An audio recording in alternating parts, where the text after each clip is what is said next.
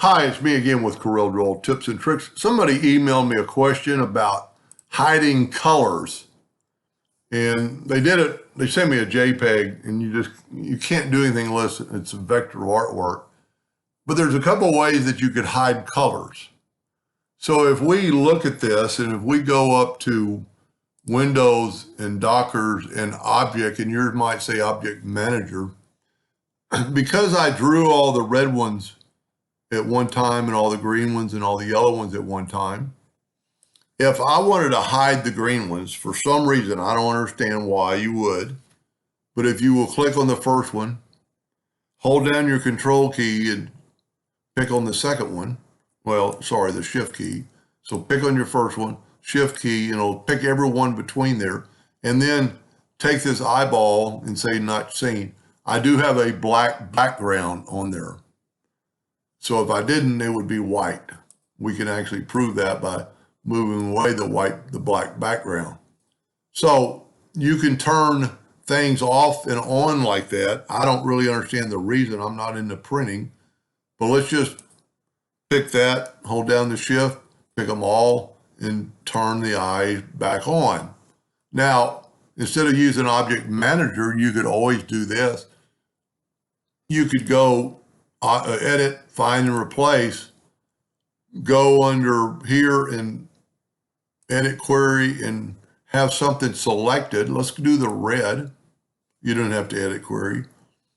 From selection, I selected a red one, so it's finding all the red ones, and then I could go Control G to group them together. I can click off of them and I can move them out of the way, and they're not there anymore. I could actually just hit delete on the keyboard and they would be deleted. So it's kind of the same way.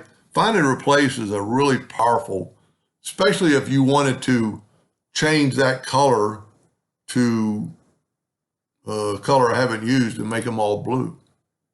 You know, you could make them all black. You can make them all brown. It's a neat way. So just take a yellow one, and you can see down here I've got selected. From the current page, from selection, and then find all and Control G to group them together. I always have to check off of them and then check them back.